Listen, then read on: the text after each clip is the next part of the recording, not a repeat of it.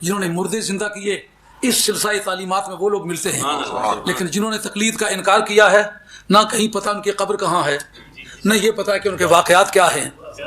تو جن کے واقعات کی دنیا میں ہیں، کیا جن کا ذکر کتابوں میں موجود ہے، جن کی قبریں ان کی زندگی کی شہادت ہیں اور ان کے کارنامے تاریخ کے صفحہ پر انمٹ حیثیت سے موجود ہیں، ہم اس مذہب کے ماننے والے ہیں اور یہ اس کے متعلق سبجیکٹ ہے۔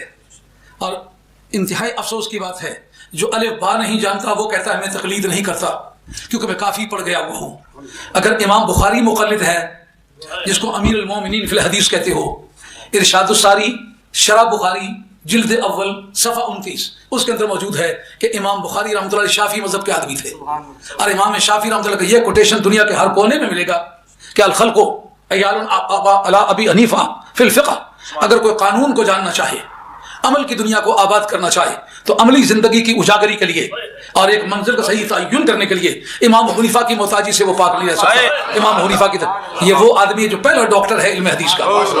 آج تک تاریخ اسلامی یہ بتاتی ہے کہ علم حدیث کے اندر پہلا ڈاکٹر جو تسلیم ہوا ہے اس کا نام امام شافعی ہے۔ اسی لیے 6 امام جن کو آپ کہتے ہیں یہ سیاستہ کے امام ہیں، ان کی حدیثیں صحیح ہیں، یہ سارے کے سارے مقلد ہیں حضرت امام شافعی رحمۃ اللہ علیہ کے۔ اور امام شافعی کہتے ہیں اگر امام حنیفہ کو بیچ میں سے نکال کے آپ قانون سمجھنا چاہیں گے، آپ پریکٹیکل لائف، فقہ کا معنی اعمال سے تعلق رکھنے والا قانون جس پر معاشرے کا دار و مدار ہے، جس میں کرمنالوجی ہے، علم الجرائم ہے، اور پینالوجی ہے، نظام عقوبات ہے، پوری دنیا کی عدالتیں اس پر ورک کرتی ہیں، پوری دنیا میں بین الاقوامی طور پر جس سے پر فیصلے ہوتے ہیں قانون بین الاقوام، وہ اس قانون کا حصہ ہے، جس کو سرکار فرمایا کہ المیراث نصف العلم، کہ پورے دین کا علم ایک طرف ہے، اکیلا میراث ایک طرف ہے۔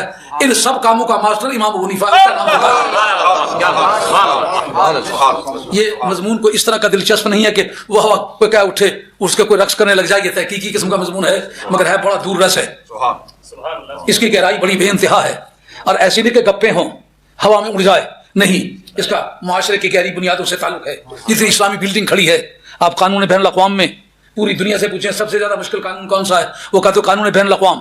یعنی آپ صرف اپنے اندرونی قانون کو نہیں جانتے بلکہ دوسری قوموں سے نپٹنے کا دستور بھی آپ جانتے ہیں کہ پوری دنیا والوں کے ساتھ سابقہ پڑے تو قانون کا کون سا پہلو اختیار کرنا پڑے گا۔ دنیا میں یہ کہتے ہیں کہ سب سے زیادہ مشکل قانون بین الاقوام ہے، اور قانون بین الاقوام کا جو سب سے ہائیسٹ کوالیفیکیشن کا آدمی ہے اس کا نام حسن بن زیاد ہے۔ حسن بن زیاد امام حنیفہ رضی اللہ تعالیٰ کا سب سے چھوٹا شاگرد ہے۔ اس کا مطلب امام حنیفہ اس شخصیت کا نام ہے کہ جس کا سب سے چھوٹا شاگرد دنیا کے سب سے مشکل قانون کا پوری دنیا میں سب سے زیادہ جاننے والا ہے۔ میں قرآن مجید کی بہت ساری آیات جو میری اطلاع میں ہیں میں وقتاً فوقتاً موقع محل کے بداسبت سے پڑھتا جاؤں گا انشاءاللہ جہاں جہاں موقع ملے گا، لیکن آپ اتنی بات ضرور پہلے سمجھ لیں کہ تقلید کس بات کا نام ہے۔ ہم لوگ مقلد ہیں، مقلد جو ہے یہ صیغہ اسم فاعل کا، کس سے؟ تقلید سے۔ تقلید کے لغوی معنی ہوتے ہیں کسی کے گلے میں قلادہ ڈالنا، ہار ڈالنا، کسی کے گلے کو ہار ڈال کے مزین کرنا، یہ معنی اس کے، یا کسی کو پابند کرنے کے لیے گلے میں اس کو کوئی چیز ڈالنا۔ لیکن اہل علم کی بول چال میں اس کے کیا معنی ہے؟ کہتے ہیں قبول القول بغیر حجت، کسی شخص کی بات کے طور پر مان جانا اور اس سے دلیل نہ مانگنا۔ کہا تم پر اتنا اعتماد کرتا ہوں کہ تمہاری بات میرے لیے حرف آخر ہے، میں سمجھتا ہوں اگر کوئی ثبوت نہ ہوتا تو بات نہ کرتا۔ اس کا نام ہے تقلید۔ ہم نے امام ابو حنیفہ رضی اللہ تعالیٰ عنہ کی تقلید کی ہے، کیوں؟ بھروسہ ہو گیا ہے، تمام اولاد رسول نے بھروسہ کیا ہے، اس وقت کے دانشوروں نے بھروسہ کیا ہے، اور دشمنوں کے سامنے کھڑا ہو کر دنیا کی سب سے بڑی طاقت اکبر السلاطین آل الارض، پوری روئے زمین پر عباسیہ کے برابر کا کوئی دوسرا حکمران دنیا میں پایا نہیں جا رہا تھا، اس وقت ان کے سامنے کھڑے ہو کر کلمہ حق کہا، جن کے مرتبے کو ٹھوکر مار کے پرے کر دیا۔ اگر سب سے بڑا قانون دان نہ ہوتا تو چیف جسٹس بنانے کے لیے اسی کے لیے پوسٹ پہلی مرتبہ ریز کرنی تھی۔ آپ بتائیں اگر چیف جسٹس کا لفظ جو ہے قاضی القضات کا عہدہ نہ قرآن میں ہے نہ حدیث میں ہے نہ سابقہ کہیں فقہ میں اس کی کوئی مثال ہے، نہ صحابہ میں ہے نہ تابعین میں ہے، تو پھر بتائیے حضرت امام حنیفہ رضی اللہ عنہ کے لیے چیف جسٹس کی پوسٹ کیوں ریز کی؟ اس لیے ریز کی کہ اس سے زیادہ قانون جاننے والا کوئی آدمی نہ تھا۔ سب سے بڑا قانون دان اس عصر رواں کا حضرت امام حنیفہ رضی اللہ عنہ تھے، ان کے لیے وہ عہدہ تیار کیا، تو جب انہوں نے اس کو قبول نہ کیا تو درے مارے گئے، بارہا ان کو درے مارے گئے، اور ایسے وقت میں اولاد رسول کا حق پہچان کے ان کا ساتھ دیا، اور جناب ابراہیم کی حمایت میں انہوں نے جو کام کیا تھا اس کی وجہ سے عباسی حکمران نے ان کو سزا دی تھی، سزا بھی دی تھی، بعد میں زہر دے کر کے جیل خانے میں ان کو شہید بھی کر دیا گیا تھا۔ تو اب یہ دونوں باتیں ان کے لیے چیف جسٹس کی پوسٹ بنانا قانون دان ہونے کے لیے، اکبر السلاطین الارض، پوری دنیا کے امپیریلزم میں سب سے بڑا امپیریلزم جو تھا وہ عباسیہ کا تھا، اس میں چیف جسٹس کی پوسٹ باوجود مزاحمت کے، باوجود مخالفت کے، باوجود اناٹ اور دشمنی کے ان کے لیے ریز کر رہا اور ان کو کہنا آپ قاضی بن جائیں۔ آپ نے کہا دشمنان آل بیت کے قلمدان پر بیٹھ کے میں کام کروں، کلمہ نبی کا پڑا ہوا ہے، اور دشمنان آل نبی کے لیے کام کروں، یہ میری غیرت کو گوارا نہیں۔ مسلمانوں کا اعتماد بن گیا۔ انہوں نے کہا اے امام حنیفہ تو جان اور تیرا خدا جانے، ہم نے تیری بات کو اس طرح پرکھ لیا ہے کہ مشکل سے مشکل حالات میں بھی تیری نگاہ کہیں نگاہ مصطفیٰ سے اس طرح لڑی ہے کہ اب وہ دنیا کا کوئی حسن تجھے اپیل ہی نہیں کرتا۔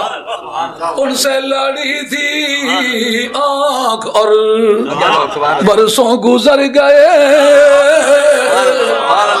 ان سے لڑی تھی آنکھ اور برسوں گزر گئے،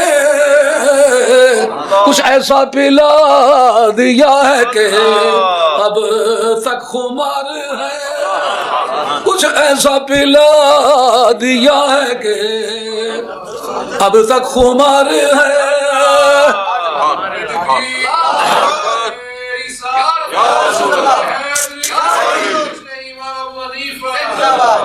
الاشیاء تعرف بازدادها، چیزیں اپنی ضدوں کے ذریعے سے پہچانی جاتی ہیں۔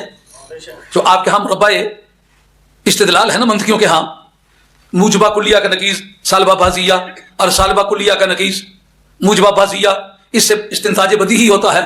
اسی قاعدے کا ایک حصہ ہے کہ یہ جاننا کہ تقلید کی کس نے ہے اور تقلید کا انکار کس نے کیا ہے۔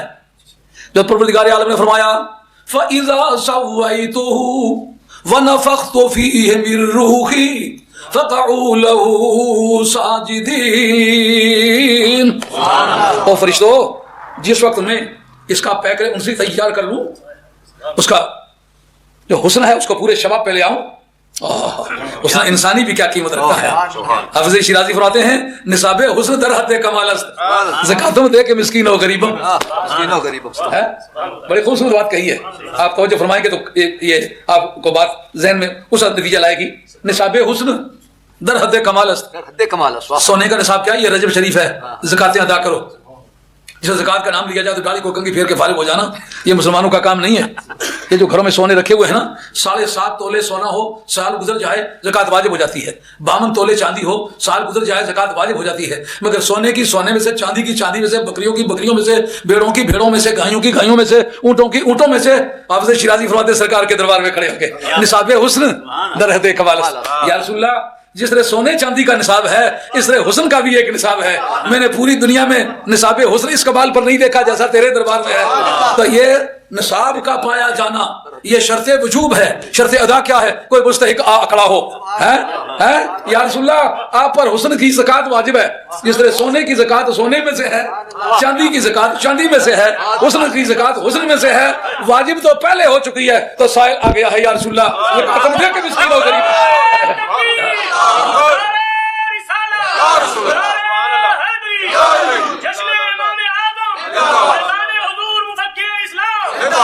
آج کے ہر آدمی 10-10 12-12 آدمی لے کے آتا، اور جس طرح حضرت صدیق اکبر رضی اللہ عنہ کے فضائل میں آتا ہے کہ بڑے بڑے چوٹی کے صحابہ جن میں حضرت عثمان غنی رضی اللہ عنہ ہیں، سعد بن ابی وقاص رضی اللہ تعالیٰ عنہ ہیں، یہ حضرت صدیق اکبر کی کمائی ہے۔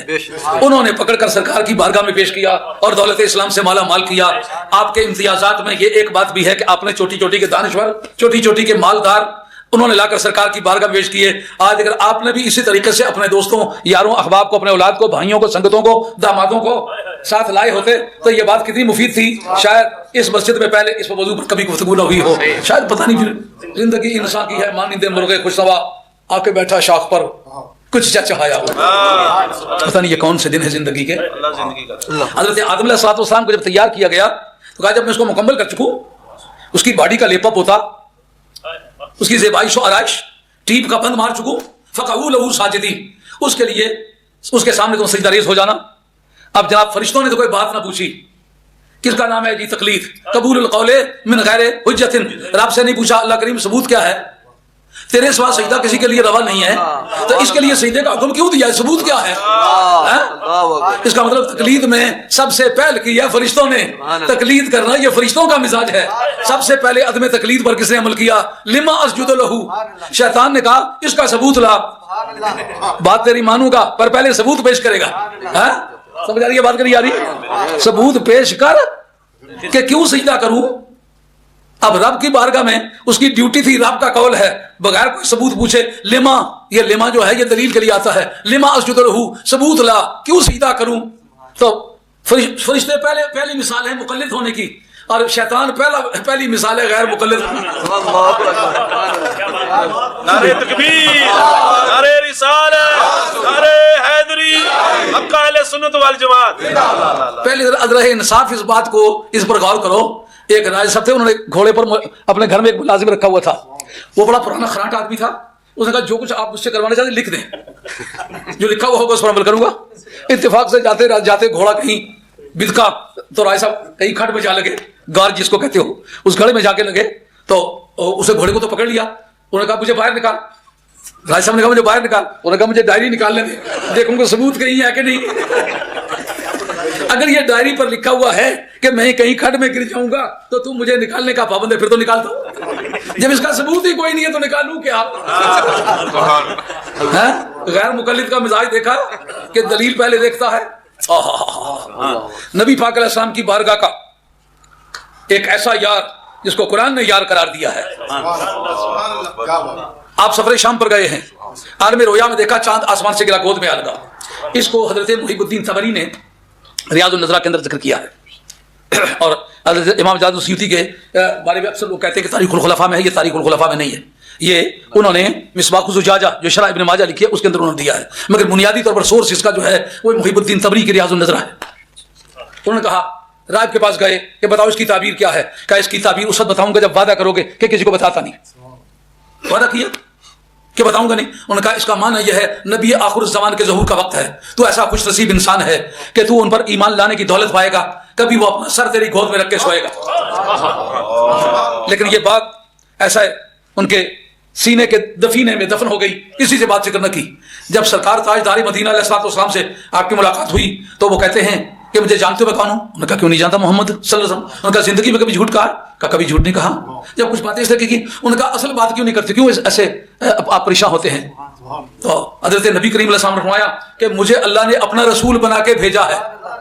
اب جناب اس کے لیے دلیل مانگی، قبول القول من غیر حجت، بات کو مان جانا بغیر ثبوت کے مہیا ہونے کے۔ حضرت صدیق اکبر رضی اللہ عنہ نے کہا آپ اصلی بات کیوں نہیں کرتے؟ ان کا اللہ تعالیٰ نے مجھے اپنا رسول بنا کے بھیجا ہے، اب بتاؤ تم ایمان لاؤ کہ نہیں؟ ان کا کس طرح ایمان لانا ہوتا ہے؟ کہا کلمہ پڑھو، کلمہ پڑھ لیا۔ اس کے بعد کہتے ہیں کہ یا رسول اللہ ثبوت لائیں، آپ کی نبوت اور رسالت کا ثبوت کیا ہے؟ واہ صدیق اکبر تیری تقلید پر قربان، تو نے مقلد ہونے کا طریقہ بتایا کہ بغیر سند اور بغیر ثبوت کے بات کو قبول پہلے کر لیا، بعد میں دلیل مانگی۔ واہ میرے محبوب صلی اللہ علیہ وسلم، آپ کو وہ نبوت والا گیئر جس اپنے ٹھکانے پہ لگا تو جب چھٹا گیئر جو ہے وہ کام اتنا تیزی سے نہیں کرتا جتنا نبوت کا گیئر کام کرتا ہے۔ جب سرکار دو عالم صاحب کو انہوں نے یہ کہا بتا ثبوت کیا ہے، فرمایا میری نبوت اور رسالت کا ثبوت تیرا وہ خواب ہے جو سفر شام پر سورج جاتے ہوئے دیکھا تھا۔ بندگانے خاص اللہ الغیوب، رومی کا کہنا ہے بندگانے خاص اللہ الغیوب،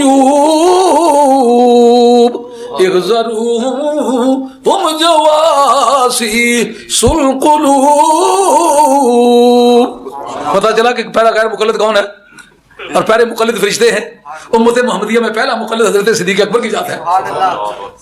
آپ نے بار بار فرمایا ما دعوت احدا الی الاسلام الا کانت له قوۃ ونظر وتردد، جس کسی کو بھی میں نے اسلام کے بارے میں کہا کہ آپ مسلمان ہو جا، ہر ایک آدمی نے تردد کیا، ہچکچایا کہ کوئی ثبوت دیکھ لوں سوائے ابی بکر کے۔ معلومہ امت محمدیہ کا پہلا مقلد جو ہے وہ حضرت صدیق اکبر کی ذات ہے۔ کیا بھائی بات کو پڑھ لینا اور ہوتا ہے، سمجھ لینا اور ہوتا ہے، یہ دو الگ الگ باتیں۔ کیا سابقہ نبیوں میں بھی یہ تقلید کا سلسلہ چلا آیا؟ ہاں چلا آیا۔ حضرت یعقوب علیہ السلام کہتے ہیں کہ میری موت کے بعد تم کس کی پوجا کرو گے؟ تو ساری اولاد یعقوب نے کہا نعبد الہک و الہ آبائک ابراہیم و اسماعیل و اسحاق. سبحان اللہ. پوچھا کس کی عبادت؟ ماذا تعبدون من بعدی، میرے بعد کس کی پوجا کرو گے؟ کہا نعبد الہک، جو آپ کا خدا ہے نا اس کی پوجا کریں گے. اس پر سند کا تجھے جو پوچھتے دیکھا ہے. ہم سند نہیں مانگتے، ہم نے تمہارا عمل دیکھا ہے، ہمیں تم پر بھروسہ ہے. جو تمہارا عمل ہے وہ ایک سچائی کی دلیل ہے، تمہارا وجود ایک برہان کردگار ہے، اس لیے ہم سمجھتے ہیں کہ تو برہان ربی ہے، تو جس کی پوجا کرتا رہا ہے صحیح سچا خدا. اس پر دلائل مانگے. کہا یہ بات صرف تو نے نہیں کی بلکہ ہم تیرے باپوں کے خدا کی پیروی کریں گے. کون سے باپ؟ ابراہیم علیہ السلام، اسماعیل علیہ السلام، اسحاق علیہ السلام. تو اس کا کیا نام ہے؟ اس کا نام اہل علم نے تقلید رکھا ہے کہ ثبوت نہیں مانگا، ان کے تواتر کو دلیل سمجھا. آئی بات خیال میں؟ حضرت یوسف علیہ السلام فرماتے ہیں فَاتَّبَعْتُ آبائی ابراہیم و اسحاق، میں نے اپنے باپ داداؤں کی کہ خداؤں کی پوجا کی. وہ کون ہیں؟ حضرت ابراہیم علیہ السلام ہیں اور جناب اسحاق علیہ السلام ہیں. اس پر دلیل مانگی. اس کا مطلب یہ ہے کہ تقلید کا معاملہ، تقلید کا لفظ سمجھ میں تو آ گیا نا، یعنی کسی کی بات مان جانا بغیر ثبوت مانگنے کے. ہم نے امام ابو حنیفہ سے ثبوت نہیں مانگا، ہم نے کہا امام ابو حنیفہ تو سچا. کیوں؟ تجھے اہل بیت نے سچا کہا، اس لیے کہ تو اہل باطل کے مقابلے میں درے کھائے ہیں. آدمی کو پیسے تو کھانے کی عادت ہے باطل کے طور پر، حلوہ تو باطل کے طور پر کھانے کی عادت ہے، گرانٹیں تو باطل کے طور پر کھانے کی عادت ہے، لیکن درے باطل کے طور پر کھانے کی عادت نہیں ہے. امام حسین کے ساتھیوں کی سچائی پر کوئی شک ہے؟ اس لیے کہ خاک و خون کے طوفانوں سے گزرنا تلاش حق کے لیے ہوتا ہے، عیاشی کے لیے نہیں ہوتا. اس جو یزید کے ترازو پر تھے ان کے عمل میں شک ہے، ان کی بات پر کسی نے عمل نہیں کیا. واہ حسین، تیرے عمل نے ہمیں بتایا کہ دکھوں سے گزرنا، مصیبتوں سے گزرنا، موت و حیات کی گیم کھیلنا اور پیچھے نہ ہٹنا اہل حق کی عادت ہے. امام ابو حنیفہ تو نے زہر کھایا، تو نے بار بار 100 درہ کھایا، 80 درے کھائے اور جیل خانے میں موت قبول کی. قابلیت اتنی کہ تیرے سامنے جو دم نہیں مار سکتے ان کو قاضی القضات بنایا گیا. اگر تو بھی طالب دنیا ہوتا تو تجھے لوگ قاضی بنانے کے لیے تو وہ پوسٹ ملائی تھی انہوں نے. اس سے پتا چل گیا کہ اے حضرت امام حنیفہ تو خود سچا، تیری زندگی سچی، تیرا عمل سچا. آگے بات خرچی میں تقلید کا مفہوم تو سمجھ آ گیا. قرآن مجید نے اس بارے میں کہا وَمَن يُشَاقِقِ الرَّسُولَ مِن بَعْدِ مَا تَبَيَّنَ لَهُ الْهُدَى وَيَتَّبِعْ غَيْرَ سَبِيلِ الْمُؤْمِنِينَ نُوَلِّهِ مَا تَوَلَّى وَنُصْلِهِ جَهَنَّمَ وَسَاءَتْ مَصِيرًا. دنیا کے کسی خطے میں چلے جائیں تو باوجود اتنی اپوزیشن کے شافی ہر جگہ ملیں گے، مالکی ہر جگہ ملیں گے، حنبلی ہر جگہ ملیں گے، حنفی ہر جگہ ملیں گے، لیکن غیر مقلد تلاش کرو جس سے سیاسی مجرم ذہن مجرمانہ کے ساتھ زندگی گزارتے ہیں. اسی طرح سڑک پر بھی دیکھو نا تو نقشہ دیکھنے والا ہوتا ہے. ہاں قرآن مجید کی آیت کو سمجھو. اللہ کریم فرماتے ہیں ان کو جہنم پہنچا کے چھوڑیں گے جو رسول کے ساتھ جھگڑا کرتے ہیں ہدایت کے واضح ہو چکنے کے بعد اور مومنوں کا راستہ چھوڑ کے دوسرا راستہ اختیار کرتے ہیں. معلوم ہوا کہ پھر مومنوں کے راستے کی بھی پیروی ضروری ہوگی. اب سنی کا لفظ بار بار استعمال ہوتا ہے، یقیناً سنی بڑی چیز ہے، مگر صحابہ میں لفظ سنیت کے نام پر کہتے ہیں یہ صحابی سنی ہے، استعمال ہوتا تھا نہیں؟ یہ سنیوں کی جماعت ہے، استعمال ہوتا تھا؟ تابعین میں ہوتا تھا؟ نہیں ہوتا تھا. یہ سنی کی اصطلاح جو ہے وہ 4 صدی کے پہلے کوارٹر میں شروع ہوئی ہے. پہلا بندہ جس کا نام ہے ابو الحسن اشعری، یہ پہلے معتزلی تھے، بعد میں توبہ کی ہے انہوں نے. توبہ کر کے پھر انہوں نے اس پر کتابیں لکھنی شروع کی ہیں. تو سنی کا لفظ وہ 4 صدی ہجری کے اوائل میں شروع ہوا ہے. تو وہ جو پہلے مسلمان گزرے تھے ان کے بارے میں ہم جاننا چاہیں گے کہ وہ کدھر چلے گئے. اب اس موقع پر تقلید صرف یہ ایک سوال ہے، تقلید امام ابو حنیفہ کی کیوں ہے، صدیق اکبر کی کیوں نہیں، فاروق اعظم کی کیوں نہیں، عثمان غنی کی کیوں نہیں، حیدر کرار کی کیوں نہیں، عشرہ مبشرہ کی کیوں نہیں، حاضرین بدر کی کیوں؟ بات سمجھ آ رہی ہے نہیں آ رہی؟ بڑی خوبصورت بات ہے، اس سے پردہ اٹھے گا طبیعت باغ و باہر ہو جائے گی. لیکن بات کو سمجھنا شرط ہے.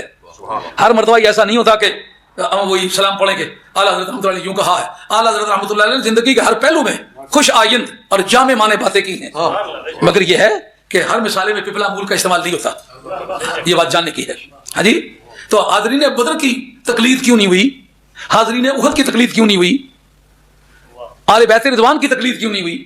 فتح مکہ سے پہلے یہ کیٹیگری ہے صحابہ کی. پہلا درجہ خلفاء کا ہے، دوسرا عشرہ مبشرہ کا ہے، تیسرا بدریوں کا ہے، چوتھا آل احد کا ہے، پانچواں آل بیت رضوان کا ہے، اور چھٹا جو ہے فتح مکہ سے پہلے ایمان لانے والے ہر صحابی کا ہے. اور جو اس کے بعد ان کا نام ہے طلقاء. جو فتح مکہ کے بعد مسلمان ہوئے نا، ان صحابہ کو کہتے ہیں طلقاء، کیونکہ سرکار نے فرمایا لا تثریب علیکم اليوم، آج تم پر کوئی پکڑ نہیں، انتم الطلقاء، تم آزاد ہو، یعنی تمہاری انسلیمنٹ نہیں کی گئی، تمہیں غلام نہیں بنایا گیا. تو فتح مکہ کے بعد کا جو عام بول چال اور ٹرمینالوجی ہے وہ ہے طلقاء کی. تو پھر طلقاء بھی تو صحابی ہے، اس کا مرتبہ صحابی والا ہے، ان کی تقلید کیوں نہیں ہوئی؟ بات سوال سمجھ میں آیا نہیں آیا؟ چاہیے تو یہ امام حنیفہ کچھ ہیں پر خلفاء تو نہیں، وہ کچھ ہیں پر عشرہ مبشرہ میں سے تو نہیں، وہ کچھ بھی ہیں پر بدری تو نہیں. اللہ حاضر قیاس. تو ان کی تقلید چھوڑ کر ان کی تقلید ہوئی کیوں؟ سوال سمجھ میں نہیں آیا؟ بات تو وہ ہے جو دوست بھی سنے دشمن بھی سنے، اس کو پتا بندے نے بات سمجھ کے کی ہے. عبد الغنی نابلسی رحمۃ اللہ ہے، بڑا فائق آدمی ہے، انہوں نے تقلید کے نام سے کتاب لکھی ہے، اس کے اندر اس پر بحث کی ہے. ان کا چاہیے تو یہ کہ ان کی تقلید ہو کہ جس دور سے وہ گزرے ہیں، حضرت صدیق اکبر رضی اللہ عنہ لا کوڈیفائی کر کے کہ وضو کے یہ مسائل ہیں اور نماز کے یہ مسائل ہیں، روزے کے یہ مسائل ہیں، حج کے یہ مسائل، یہ چانس ان کے لیے تھا. جس وقت کے جو ہی آپ مسند خلافت پر جلوہ افروز ہوئے تو سب سے پہلے آپ کے سامنے حفظ دین کا مسئلہ اٹھا کہ آپ دین کی حفاظت کیسے کریں. دین کا مدار قرآن پر تھا. جب قرآن مجید جمع کیا جانے لگا اس جگہ مسئلہ تقلید واضح ہوگا. اللہ بات سمجھ آ رہی ہے نہیں آ رہی؟ اس طرح اٹھے بیٹھے کرو کو ماری پیڑھی تو آئی ویسا پتہ لگنا، کچھ چہرے پر سونے پر مسکراہٹ ہونی چاہیے. گل میں تمہارا کر سکتی ساری زندگی سنی نہیں. سبحان اللہ، نعرہ تکبیر، نعرہ بھی چل رہا ہے، نعرہ تکبیر، نعرہ رسالت، نعرہ حیدری، نعرہ غوثیہ، حضور قبلہ عالم مدرک مفکر اسلام، میدان مفکر اسلام. اس جگہ مسئلہ واضح ہوگا کہ مسئلہ تقلید کس سے چلا ہے؟ صدیق اکبر سے چلا ہے اسلام. ایک تو ادھر تقلید کی سرکار کی بارگاہ میں، دوسرا جس وقت یہ سوال تھا کہ ان کی تقلید آج ہم کیوں نہیں کرتے. یہ چار امام اہل سنت کے جو ہیں ان کی تقلید کی جاتی ہے، یہ کچھ بھی ہیں، ایسے کروڑوں امام مل جائیں تو حضرت صدیق اکبر کا ایک ناخن نہیں بنتا. ان کی تقلید نہ ہو، ان کی تقلید ہو، وجہ کیا ہے؟ پہلے مسئلہ تقلید کو سمجھو کہ جس وقت آپ مسند خلافت پر جلوہ افروز ہوئے اس وقت سوال پیدا ہوتا تھا پیسے کہاں ہیں؟ جب خلیفہ وقت کے لیے تنخواہ کا بندوبست نہیں ہے تو باقی کاموں کا کیا قصہ وہاں. اور جس وقت جو ہی بیٹھتے گئے تو فتنہ ارتداد فوراً جوبنوں پر آ گیا. ادھر مسلمۃ الکذاب نے نبوت کا اعلان جو تھا وہ کھلم کھلا کر دیا، لوگوں کو اپنی طرف بلانا شروع کر دیا. پہلا مسئلہ تھا حفظ دین. حفظ دین کے بارے میں قرآن کو محفوظ کرنا تھا. جن کے موقع پر خود قرآن کو محفوظ کرنا ایک مسئلہ تھا، ان کے لیے یہ ممکن تھا کہ وہ کتابیں لکھتے اور بیٹھ کے ہر چھوٹے موٹے قانون کو آپ ترتیب دیتے اور سبجیکٹ وائز ہر ایک کا باب الگ الگ ہوتا اور ایک ایک سیکشن جدا جدا لکھی گئی ہوتی. نہیں، وہ اتنے بڑے کام میں مصروف تھے کہ ان کے لیے یہ ممکن ہی نہیں تھا کہ امت مسلمہ کے تمام اعمال کے لیے کتابیں مدون کر کے لا کوڈیفائی کر کے وہ رکھ کے ٹیبل پہ جاتے. اگر وہ ایسا کر سکتے تو امام ابو حنیفہ کی کسی نے تقلید نہیں کرنی تھی. حفظ دین کے لیے انہیں کیا کرنا پڑا؟ ایک تو مسلمۃ الکذاب سے جنگ کرنا پڑی، دوسری طرف کیا ہوا کہ قرآن مجید جمع کرو. اس کا بانی کون تھا؟ اس جگہ مسئلہ تقلید واضح ہوگا. حضرت فاروق اعظم کہتے ہیں کہ جنگ یمامہ میں حفاظ کا لفظ استعمال ہوا، قراء کا لفظ استعمال ہوا. اس زمانے میں قاری کا لفظ جو استعمال ہوتا تھا وہ علماء کے لیے استعمال ہوتا تھا جو قرآن کے سب سے زیادہ اچھے جاننے والے تھے. اس موقع پر جو بخاری نے جملہ بولا ہے بڑا خوبصورت ہے، کیف افعل ما لم يفعله رسول اللہ صلی اللہ علیہ وسلم، میں وہ کام کس طرح کروں کہ جو کام سرکار نے نہیں کیا. اس جگہ تقلید حرکت میں آئے گی. حضرت فاروق اعظم کہتے ہیں واللہ فی خیر، واللہ فی خیر. وہ قرآن کے جمع کرنے پر کوئی آپ کے پاس قرآن مجید کی آیت ہے؟ نہیں ہے. کوئی حدیث ہے؟ نہیں ہے. جب قرآن و حدیث دونوں کی کوئی اس بارے میں کوئی ثبوت نہیں ہے تو فاروق اعظم کسے انہوں نے کوئی کوٹیشن طلب کیا کہ آپ ثبوت لائیں؟ اب قبول القول من غیر حجت، بغیر کسی دلیل کے بات کو مان جانا، اس کا نام تقلید ہے. تو اس کا مطلب یہ ہوا کبھی بڑی شان والا بھی چھوٹی شان والے کی تقلید کرتا ہے. ایک حوالہ کائنات ارضی و سماوی میں لاؤ جو یہ کہے کہ حضرت فاروق اعظم ان کے سامنے یہ ثبوت پیش کر پائے، اس لیے انہوں نے پھر قرآن مجید کو جمع کرنا شروع کر دیا. حضرت صدیق اکبر نے بغیر سند کے قوم کو قبول کر لیا، اسی کا نام تقلید ہے. لاؤ اس کا جواب. نعرہ تکبیر، نعرہ رسالت، نعرہ حیدری. کیا ہوئی؟ بات سمجھ آتی ہے نہیں آتی؟ اب اس موقع پر حضرت فاروق اعظم کا یہ ارشاد فرمانا، یہ تجویز دینا کہ قرآن مجید جمع کرو، ان کا ثبوت واللہ فی خیر، خدا کی قسم اس میں خیر ہے؟ کوئی قرآن مجید کی آیت ہے یہ؟ نہیں. یہ حدیث ہے؟ نہیں. یہ کیا ہے؟ ان کا قول ہے. ان کے قول پر سند مانگو نا، ان کا قول فاروق کرے، اس کے بعد میں ثبوت مانگوں. عمر تم ٹھیک کہتے ہو، دنیا میں لوگ آئیں گے میری تقلید کریں گے. آئی بات سمجھیں؟ تقلید کا ثبوت جناب ہے کہ نہیں؟ اب آپ کے پاس ہدایت شریف کتاب الجمعہ، اس کا حاشیہ نمبر 9، اس کے تحت دیکھیں کہ یہ جو جمعے کی دوسری اذان شروع ہوئی ہے، اس کا قرآن میں کوئی ثبوت ہے؟ حدیث میں کوئی ثبوت ہے؟ حدیث سرکار کے قول فعل اور پسندید کا نام ہے، وہ دور گزر چکا ہے، یہ تیسری خلافت ہے. اب بتاؤ، جس وقت کے مقام زورا پر جا کر کے اونچی آواز سے آزان کہی گئی، اس کی بنیاد کیا تھی؟ کہا مدینہ طیبہ میں مسلم آبادی کا دباؤ بڑھ گیا ہے اور یہاں اندر کھڑے ہو کر کے آزان کہنے سے وہ مقصد پورا نہیں ہوتا، تو وہ سب سے اونچی بلڈنگ تھی بازار میں، اس پر کھڑے ہو کر آزان کہو تاکہ لوگوں کو پتا چلے آزان کا وقت ہو گیا ہے. وہ لوگوں کے بلاوے کے لیے ہے، اور یہ جو دوسری آزان ہے یہ آزان نماز کے لیے ہے. اب بتاؤ، جو نماز کے لیے آزان تھی اس کا تو قرآن مجید کے اندر اذا نودی للصلاۃ من یوم الجمعۃ فاسعوا الی ذکر اللہ وہ تو ہے، لیکن یہ جو فالتو آزان کہی گئی اس کا ثبوت وہ صحابہ کرام و تابعین کرام، آپ نے حضرت عثمان سے دلیل کیوں نہیں مانگی؟ قبول القول من غیر حجت، ان کے پاس قرآن و حدیث کا کوئی ثبوت نہیں تھا، لیکن اس وقت تمام صحابہ کرام نے بغیر کسی سوچ بچار کے ان کی تقلید کی. اسی کا نام تقلید ہے. آئی بات سمجھ میں؟ دور فاروقی میں جس وقت کہ تراویحیں پڑھی گئیں، بخاری کا اندرونی متن ہے، یہ بتاتا ہے، آپ نے آ کر کے کھڑے ہو کے پوچھا کہ یار یہ جماعت کیسی ہو رہی ہے؟ یہ بڑی لمبی جماعت ہے اور عشاء کی نماز تو ہو چکی ہے، نہیں اس کے بعد کی ہے، یہ کیا قصہ ہے؟ اب جناب پوچھنے پر پتا چلا کہ حضرت ابی ابن کعب رضی اللہ تعالیٰ عنہ تراویح کی نماز پڑھا رہے ہیں. سمجھ آ رہی ہے بات؟ تراویح کی نماز پڑھا رہے ہیں. حضرت فاروق اعظم نے نہ کبھی سرکار کو جماعت کے ساتھ تراویح پڑھتے دیکھا تھا، نہ صدیق اکبر کو دیکھا تھا، اور نہ خود کبھی پڑھی تھی، اور اس وقت بھی کچھ جماعت کے ساتھ پڑھ رہے تھے، کچھ جماعت سے الگ پڑھ رہے تھے. یہ منظر دیکھ کے حضرت فاروق اعظم نے فرمایا نعمت البدعۃ ھذہ، یہ تو بڑی خوبصورت بدعت ہے. یہ جملہ تو انہوں نے بول دیا. اس کے بعد حضرت ابی ابن کعب رضی اللہ عنہ سے صحابہ نے اعتراض نہ کیا. بعد میں فاروق اعظم بھی 20 پڑھنے لگے. اب 20 پڑھنے کا جو کام، اس کا نام کیا ہوگا؟ اس کا نام تقلید ہوگا. معلوم ہے کبھی بڑی شان والا بھی چھوٹے شان والے کی تقلید کرے تو اس میں امر مانے کوئی نہیں ہے. لیکن یہ سوال بدستور باقی رہ گیا کہ ان کی تقلید نہیں ہے، امام حنیفہ کی کیوں ہے؟ اس پر ہمارے جتنے محققین ہیں، مثال کے طور پر امام جلال سیوطی ہیں، انہوں نے جمع الجوامع جو لکھی ہے اس کے اندر اس پر بحث چھیڑی ہے. امام ابن نجیم نے جو کتاب لکھی ہے الاشباب والنظائر، اس کے اندر لکھا ہے، اس کے اندر انہوں نے بحث چھیڑی ہے کہ یہ جو تقلید کا مسئلہ ہے، تقلید ان لوگوں کی خاص طور پر کیوں ہوئی ہے؟ حالانکہ انہوں نے نام لیے ہیں. ان کا جو سفیان بن عیینہ ہیں، سفیان ثوری ہیں، امام اوزائی ہیں، اسی طرح داؤد ظاہری ہیں، یہ سارے صاحب مذہب آدمی ہیں، یہ مجتہد تھے، ان کی تقلید ہونی چاہیے تھی. کہا تقلید ہونے کے لیے لا کوڈیفائی ہونا شرط ہے. بات سمجھ نہیں آئی؟ یعنی کسی چیز میں کسی کی پیروی کرو، آپ کو کوئی ریٹن ورک ملے گا، کوئی کتاب لکھی ہوئی ملے گی جس میں آپ چاہیں گے وضو کے مسائل نکالنا چاہیں، فلاں کتاب الوضو نکالو، مسائل سارے نکلائیں گے. زکات کا مسئلہ دیکھنا چاہتے ہیں، فلاں کتاب اور زکات کا چیپٹر نکالو، مسائل نکل آئیں گے. داؤد ظاہری کی کوئی ایسی کتاب نہیں ہے کہ جس میں پورے کا پورا لا کوڈیفائی ہوا ہو. اس میں عبادت کا نظام بھی پورا ملتا ہو، معاملات کا نظام بھی پورا ملتا ہو، نکاح و طلاق کے سارے مسائل بھی پورے ملتے ہوں، اسی طرح لینے دینے کے مسائل بھی سارے پورے ملتے ہوں، اسی طریقے سے سود کی ممانعت کے مسائل بھی سارے ملتے ہوں. اس طرح کا لا کوڈیفائی نہ صدیق اکبر رضی اللہ عنہ کی نسبت سے ہو سکا، نہ فاروق اعظم کی نسبت سے ہو سکا. اگر ان کی طرف سے کوئی کوڈیفائڈ لا مل جاتا تو اس کی موجودگی میں امام حنیفہ کی تقلید کسی کو نہیں کرنا تھی، نہ امام شافعی، نہ امام مالک، نہ امام احمد حنبل، کیونکہ وہ سینئر لوگ ہیں. ان کے لا کی موجودگی میں بات خیال میں آ رہی ہے کہ نہیں آ رہی؟ لیکن اس طرح حیرت سے دیکھتے ہیں کہ گویا نقش بر دیوار ہوں میں بات سمجھنے والی ہے. یہ سوال اٹھے گا اور کبھی اس درویش کی قبر بھی آپ کو پھر یاد آئے گا. تو دنیا میں چند دن باقی ہوں، یہ بات سمجھنے کی ہے کہ نہیں؟ بڑی تحقیقی بات. آدمی سمجھتا ہے آل بیت رسول صلی اللہ علیہ وسلم کی تقلید ہونی چاہیے، انی تارک فیکم الثقلین. ان کی تقلید کیوں نہیں ہوئی؟ کہ جن مصائب سے آل بیت رسول گزرے ہیں. مقالات الاسلامیین کے اندر ابو الحسن اشری نے صاحب طور پر لکھا ہے کہ اولاد آدم میں اتنا قتل عام کسی کا نہیں ہوا جتنا طالبین کا ہوا ہے. اولاد ابو طالب کا قتل ہوا ہے، اولاد فاطمہ کا قتل ہوا ہے، جو روزانہ ہر نئے دن ان کے لیے قتل و غارت کی واردات پیش آتی تھی ان کے لیے کہاں وقت تھا کہ وہ بیٹھ کے کتابیں لکھتے؟ کیونکہ ان کا کوڈیفائڈ لا یعنی ضابطے کے مطابق ترتیب وار جمع شدہ قانون نہیں مل سکا.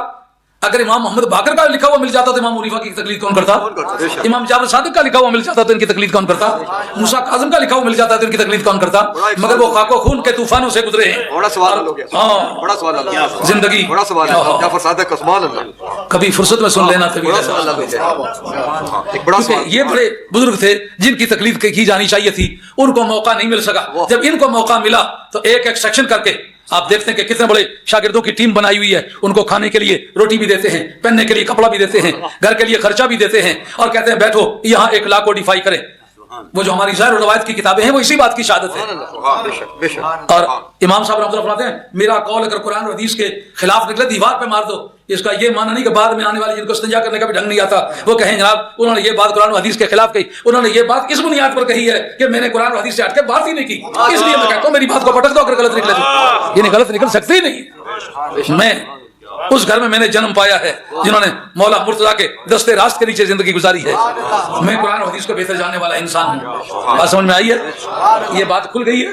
اس پر لکھتے ہیں یہ تمام بزرگ. یہ اشباب النظائر کے اندر امام ابن نجیم بھی لکھتے ہیں اور حضرت امام جعفر جمع الجوامع کے اندر بھی لکھتے ہیں اور امام مناوی جو اس کے شارح ہیں وہ بھی لکھتے ہیں. کہتے ہیں دراصل وہ زیادہ تقلید کے حقدار تھے کہ ان کی تقلید کی جائے پر ان کی تقلید کرنا چاہتے ہیں. حضرت صدیق اکبر کی کون سی کتاب ایسی ملتی ہے؟ کہتے جی یہ بخاری جو ہے یار یہ بخاری تو 194 میں پیدا ہوئے رحمۃ اللہ تعالی علیہ اور 9 برس نابینا رہے, 203 میں ماں کی دعا سے بینا ہوئے, اس کے بعد پڑھنا شروع کیا تو یہ پہلے جو 250-300 برس مسلمان دنیا میں زندہ رہے ان کا ایمان ان کے انتظار میں تھا. ابن تیمیہ نے علوم الحدیث کے نام سے کتاب لکھی ہے جس میں کہا ہے کہ امام بخاری رحمۃ اللہ تعالی علیہ کی احادیث اس لیے قابل قبول ہیں کہ ان سے پہلے جتنے بزرگ گزرے سب نے وہ روایتیں کی ہیں. ان کے دور کے لوگوں نے بھی روایتیں کی ہیں, ان کے بعد کے لوگوں نے بھی روایتیں کی ہیں. یعنی تلقی بالقبول اس کی بنیاد صحت ہے. ان لوگوں نے اس کو قبول کر لیا. پہلوں کا لکھنا ان سے پہلے لکھنا نہیں, یہ ثبوت ہے کہ ان سے جو زیادہ اچھے تھے انہوں نے قبول کیا. ان کے دور کے لوگ جن کے برابر کے تھے انہوں نے بھی اس کو قبول کیا. اور بعد کے لوگوں نے جن حدیثوں کو انہوں نے اکیلے ہی روایت کے مطلب یزید کے جنتی ہونے کے بارے میں جو آپ نے زحمت اٹھائی ہے وہ نہ پہلوں کی کتاب میں ملتی ہے نہ ان کے دور کی. جیسا کہ پیچھے آج سے چند مہینے پہلے ایک طوفانی دورہ ہوا تھا جس میں نے اس پر گفتگو کی تھی اور بہت سارے لوگوں کے پیٹ میں بل تو پڑے لیکن کریں کیا, دو گنا رنج و عذاب است جان مجنورہ, نہ جواب آتا تھا نہ چین آتا تھا. اب اس کا میرے پاس کیا ہے؟ ہاں جی, تو یہ حدیث جو یزید کو جنتی کہنے والی ہے نہ پہلوں نے روایت کی تھی نہ ان کے دور کے لوگوں نے روایت کی نہ ان کے بعد کے لوگوں نے روایت کی. ابن تیمیہ خود کہتے ہیں کہ جس بارے میں امام بخاری رحمۃ اللہ علیہ متفرد ہیں باوجود اس بات کے کہ انتہائی بزرگ انسان ہیں ان کے حدیث کو قبول نہیں کیا گیا. بات خیال میں آئی ہے؟ اب یہ جو حدیث ہے یہ حدیث جو ہے یہ تو دلیل ہے, اس دلیل سے نکلتا کیا ہے؟ ہائے ہائے ہائے, اس سوال کا جواب پوری قوم ہے. آج پوری دنیا میں بتاؤ امام بخاری کے مخالف کتنے ہیں؟ جنہوں نے حدیث کو قبول کر لیا انہوں نے امام بخاری کی تقلید نہیں کی. تقلید کا معنی ہے قبول القول من غیر حجت, کہ بغیر ثبوت کے بات کو مان جانا. انہوں نے اس کے مطابق بات کی نہیں تو مانا کسی نے کیا ہے؟ یہ تو حدیثیں ہیں, حجت ہیں. اس سے نکلتا کیا ہے؟ یہ فقہا جانے.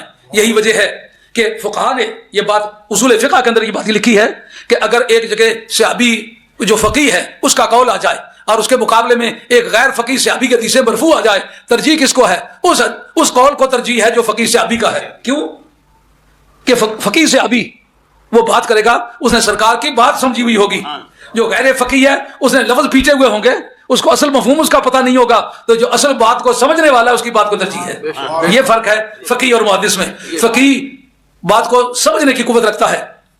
جیسا کہ ایک مرتبہ امام حنیفہ رضی اللہ عنہ کے سامنے بات پیش ہوئی کہ اگر اسلامی بارڈر ہے, اسلامی بارڈر پہ جنگ ہو رہی ہے اور کچھ مسلمان پہلے وہاں سے مہاجر ہو کر کے مسلمانوں کی حدود کے اندر داخل ہو گئے ہیں, پیچھے اپنی زمینیں, اپنے مکان, اپنی دکانیں, اپنا سامان, اپنے دو ڈنگر, اپنے ریوڑ, اپنے چارپائے, اپنے مویشی چھوڑ کے آ گئے ہیں.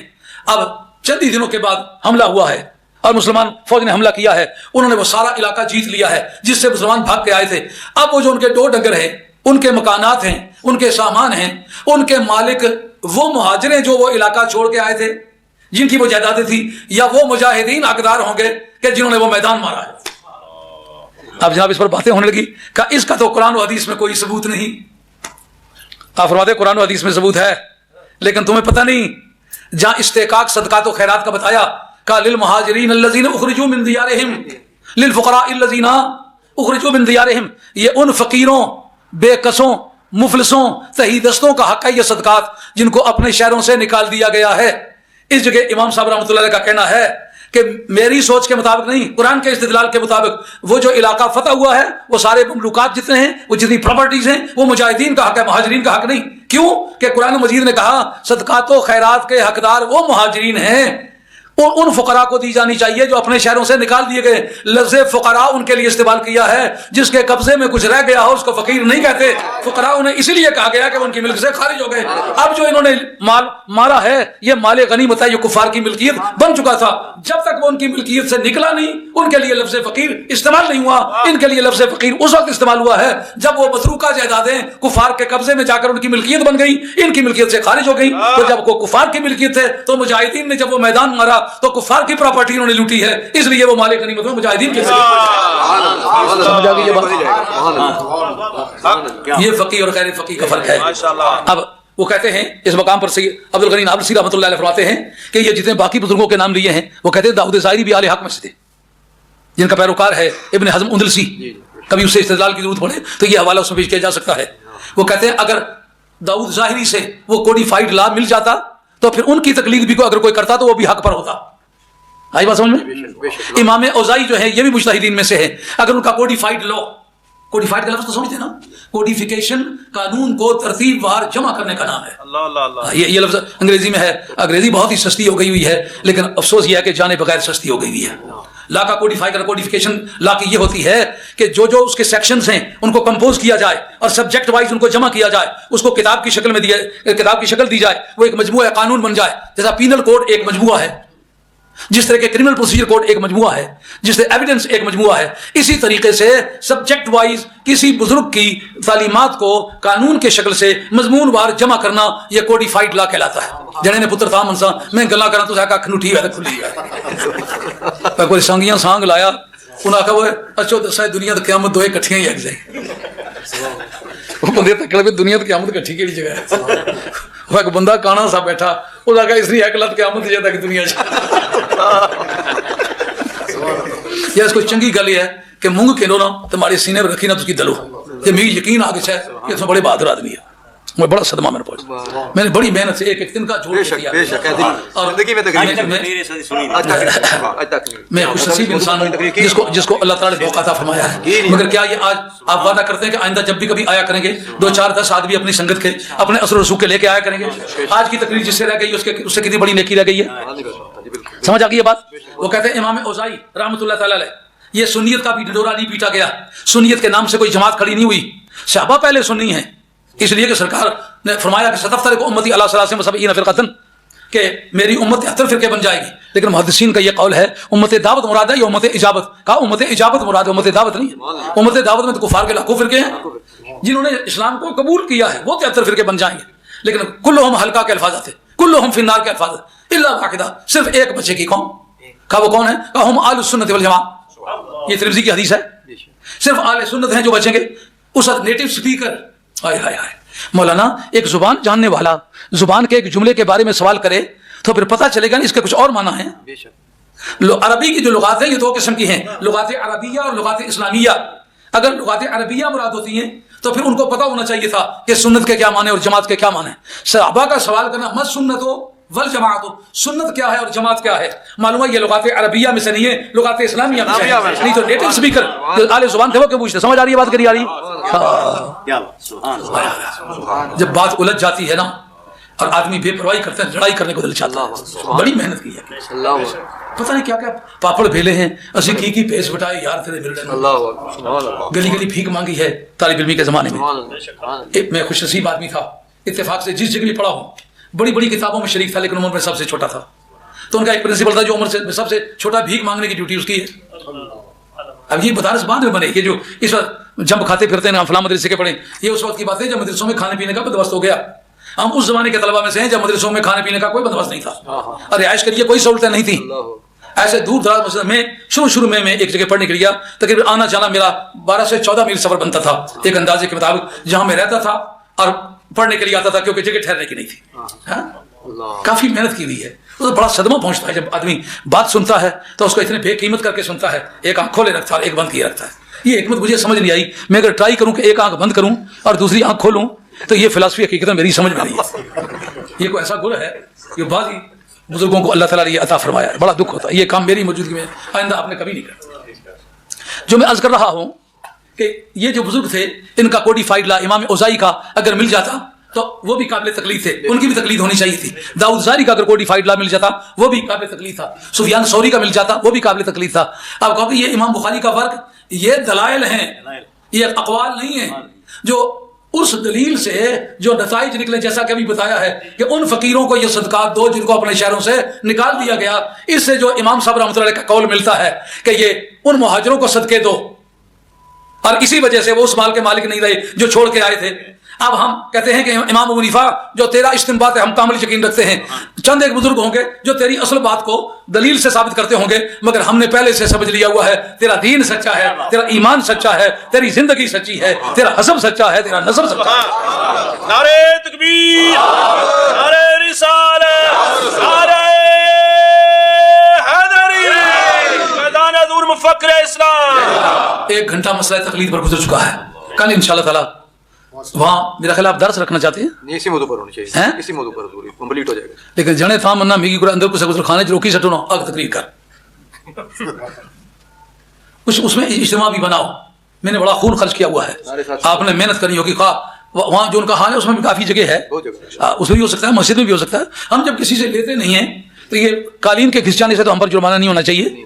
مسجد خانہ خدا ہے, کسی جگہ ہم نے جانا ہے, بات وہ کرنی ہے دوست پوچھے کہ دشمن پوچھے, بتانے کے پابند ہیں, ثبوت مہیا کرنے کے پابند ہیں. تو جب ہم کسی کو کسی چیز سے برڈنائز نہیں کرتے, زیر بار نہیں کرتے, تو مسجدوں والوں کو بھی اعتراض نہیں ہونا چاہیے. لیکن کل مسئلہ تقلید پر مزید گفتگو ہوگی تو امید کرتا ہوں کہ آپ اپنے یاران و احباب کو ساتھ لے کر کے آئیں گے. لیکن وہاں لنگر کا بندوبست صرف قاضی صاحب تنہا کرتے ہیں, لیکن اگر اس میں میرا شیئر ڈال لیں تو 50-50 میں اس کے لیے شیئر دینے کے لیے تیار ہوں.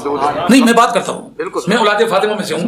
میں پیسوں کی قربانی دے سکتا ہوں, جب جان کی دے سکتا ہوں تو پیسوں کی کوئی نہیں دے سکتا.